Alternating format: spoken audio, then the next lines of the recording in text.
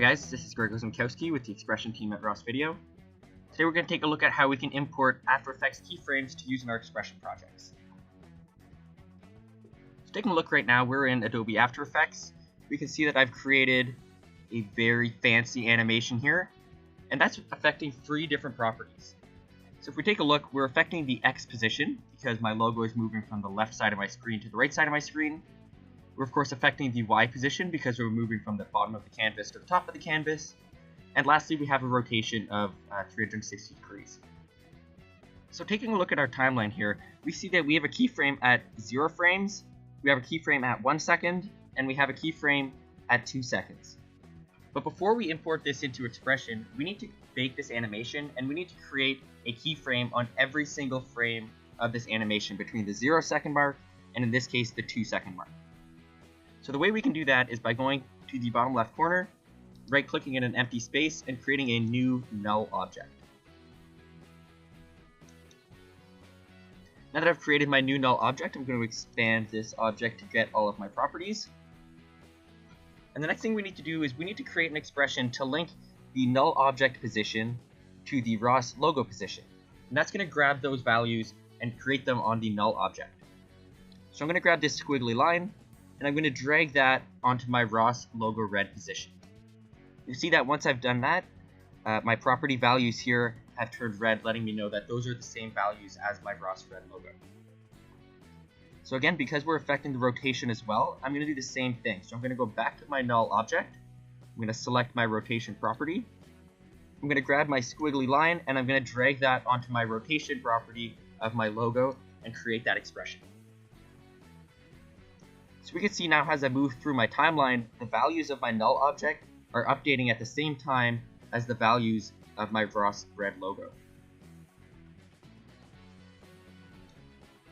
So once we've done that, now we can create a keyframe for every single frame of our animation. And the way I'm going to do that is by going to my null object. I'm going to select my position. I'm going to right click and go to my keyframe assistant. And I'm going to convert that expression into keyframes. So you can see that once I've done that, that's dropped a keyframe on every single frame of my animation. So this is how XPression can preserve any type of easing, any type of effects that you've created in After Effects. We can bring those into XPression and we can have that same animation. So of course, because I'm affecting the rotation as well, I'm going to need to create a keyframe on every single frame. So I'm going to do the same steps. I'm going to right click on the rotation property. I'm going to go to keyframe assistant and I'm going to convert the expression into keyframes.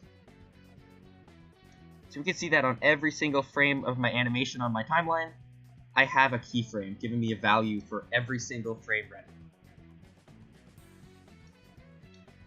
The next thing we need to do is we need to export that keyframe information, the values of those properties, and drop them into a text file. So the way we can do that is by going onto our timeline, clicking and dragging, and selecting the entire track worth of keyframes. I'm going to hit Control C to copy those. And I'm going to go to Excel and I'm going to drop that into my Excel sheet. So we can see that once I've done that, this has given us a keyframe information for every single frame in our animation in After Effects. So of course, because I'm affecting the rotation as well, I'm going to do the same thing with the rotation track. Again, I'm going to click and drag, grab all of those keyframes, hit Control C to copy, go back to my Excel sheet, and I'm going to drop those right beside. So we can see that I have the same frame on the same row of my Excel sheet, which is exactly what we want.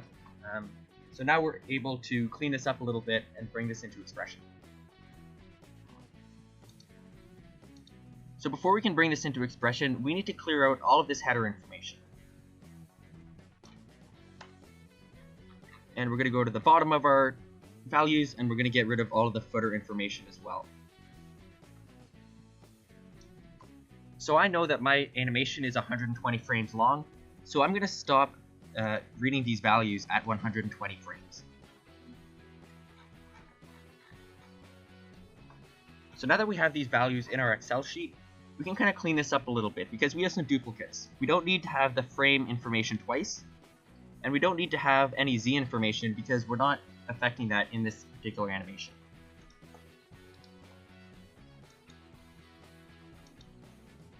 So taking a look at our sheet now, we have one column for our frame, we have one column for our X position, we have a column for our Y position, and finally we have a column for our rotation value. So it's very important that you remember which column each of these are in, because you're going to need to know that information once we get into XPression. The next thing we need to do is we need to bring these values to the top left corner of this Excel sheet. So the way I'm going to do that is I'm going to delete these rows, and I'm going to delete this first column.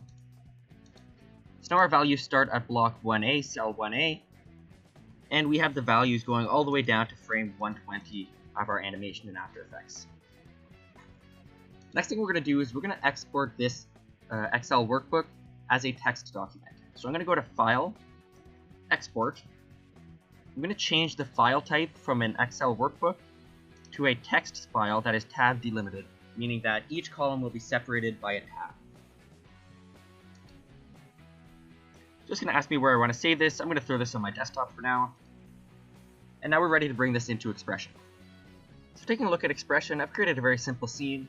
I have a white background. I have one quad object with my raw thread logo applied to it. So the next thing we need to do is we need to open up our scene directors. And we need to import that keyframe file to be able to affect anything in XPression. So looking at our scene directors, we have a track for every object in our object manager. And of course, the one that we want to be affecting today is the logo. So I'm going to go to the logo track. I'm going to right click, add a new clip, and that's going to be a keyframe file. We can see that once we've selected OK, that's opened up our keyframe file settings. And of course, the first thing we need to do is go and locate that text file that we just created. So with the file name field, I'm going to use the three dots to open up my file explorer. I'm going to use the After Effects keyframes text file that we just created.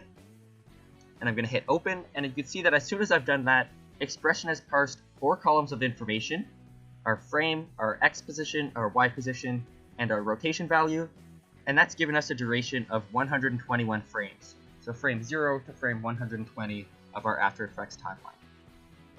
If we look at our parser settings, we have a column delimiter of tab, which is exactly what we want, and we have a decimal separator of a dot in case one of those values doesn't line up on a full value. The next thing we need to do is we need to map those columns of our text file to the parameters in XPression. So at the bottom, looking at our column to parameter mapping, I'm going to add a new parameter.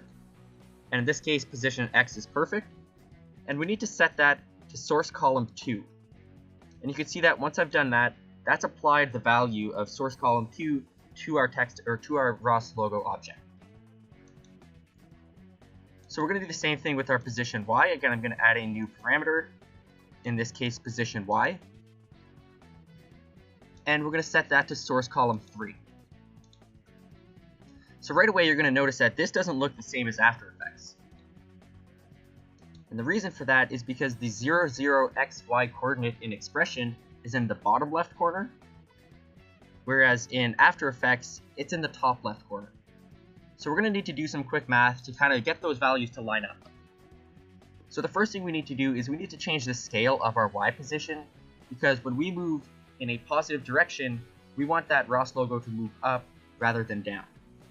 So I'm going to set this scale to -1 just to flip that those values. And the next thing we need to do is we need to offset this by the height of our canvas. So again, I've changed the scale to -1 so that we're moving upwards in a positive direction. And then I've changed the offset to 1080 so that now it's back at the bottom left corner of my canvas. The last thing we need to do is add our rotation value. And this one will be source column 4.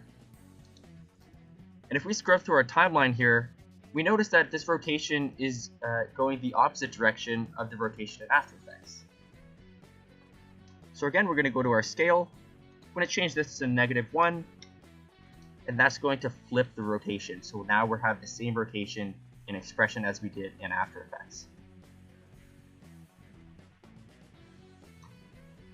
So taking a look at XPression, if we play out our animation, it looks exactly the same as the animation in After Effects. Thanks for watching, guys.